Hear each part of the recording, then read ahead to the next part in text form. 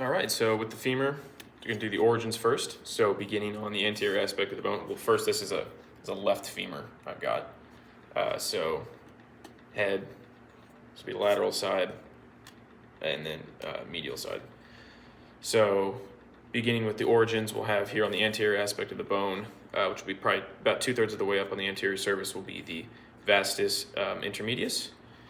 Going right next to it, we will have the vastus lateralis, which will originate on the lateral diaphysis of the femur. And then this right here will be the vastus medialis, which will be on the medial diaphysis of the femur. Going down to right here, we will have the short head of the biceps femoris, which will originate on the linea aspera on the lateral supracondylar line of the femur. And then going down here, so this will be, there are two heads of the gastrocnemius.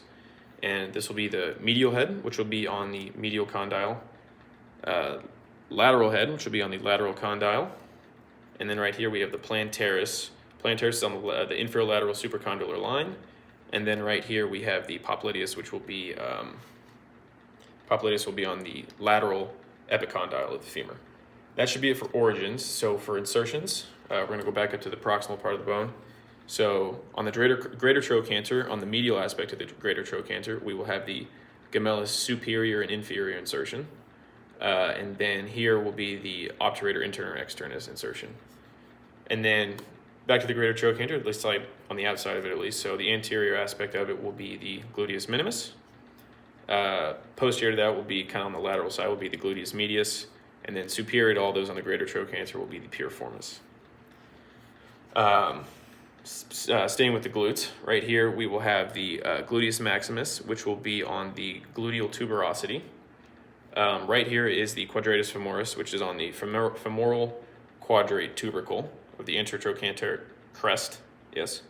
Right here is the lesser trochanter, which will be the insertion for the iliacus and the psoas major. And then going to the adductors now, for the insertion for the adductors, right here will be adductor magnus, which will run all the way down, and it'll be a small gap for the adductor hiatus, and then originate or insert here again. So it's going to run down the lateral aspect of the linea aspera, and then also insert on the adductor tubercle. Right next to that will be the adductor brevis, and the adductor brevis will be again kind of on lateral aspect of the linea aspera. Actually, it's a little central to the linea aspera, just beneath the pectineal line, and that'll be adductor brevis. And then adductor longus is the most medial one right here. Adductor longus, again, will be just on the central linea line of the femur. Central linea aspera line of the femur. And then, right here will be the pectineus, and it's originating on the pectineal line of the femur. So, all right, so now we have the tibia. So say right tibia, so we have medial malleolus, here's the head, anterior, posterior, so beginning with the origins, we have the anterior tibialis, which will be on the superior half of the lateral surface of the tibia, which is right here, and then superior to that, onto the lateral condyle of the tibia, we will have the extensor digitorum longus and the fibularis longus, so extensor digitorum longus, fibularis longus. And then after that, we will have the posterior tibialis, which will be on the will just kind of be the infralateral area and just right lateral to the soleal line, just right here. Going then to the soleal line, which is on the soleus, which is that prominent ridge on the posterior aspect of the bone. Then down here at 13, we will have the, on the medial edge of the posterior tibial diaphysis, we will have the flexor digitorum longus. So now going to insertions, we'll start here on the posterior aspect, which is just medial of the soleal line. We will have the popliteus, which will then be inferior to the medial condyle and just the condyle or the head of the tibia. So that's the popliteus. Then going to the medial condyle, posterior medial condyle, we will have the semimembranosus. And then just anterior and inferior of that, we will have the vastus medialis.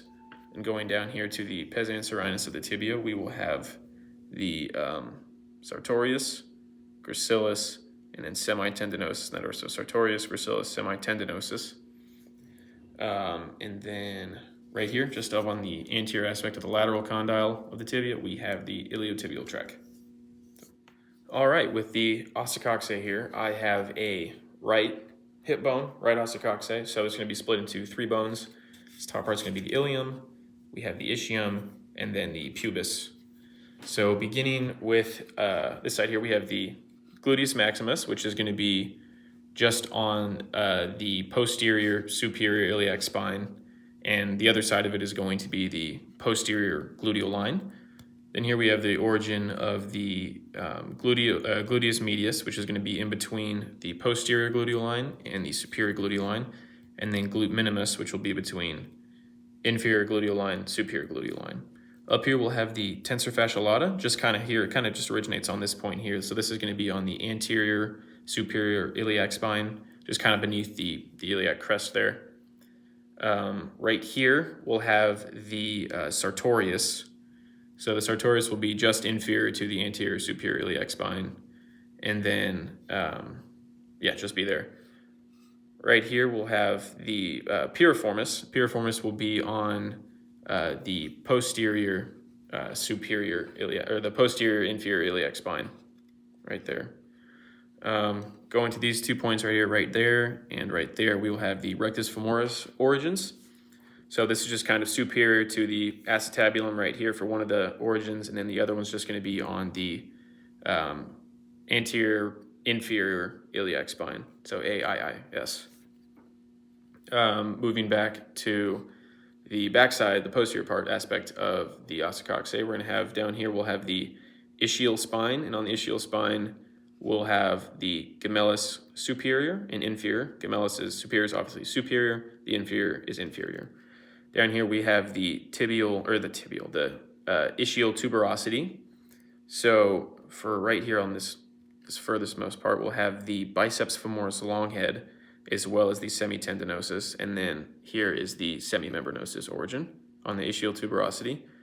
So just anterior of that will then be the quadratus femoris, so just right by the anterior, or the ischial tuberosity, just right there will be just anterior of it will be the quadratus femoris.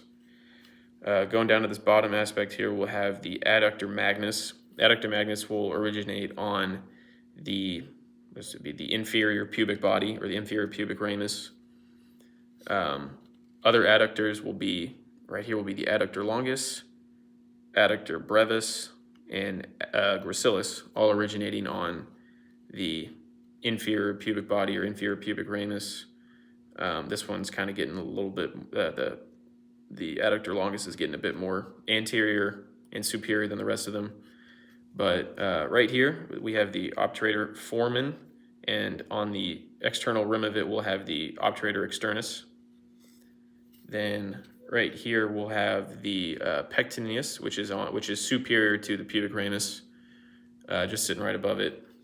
And then, what am I missing? Okay, right here. So this will be the obturator internus, which originates on the internal rim of the obturator foramen. And then right here is the iliacus, which will originate on the iliac fossa. And then right here is the erector spinae, which will be just on the inside aspect of the posterior superior iliac spine. That covers everything. Thank you.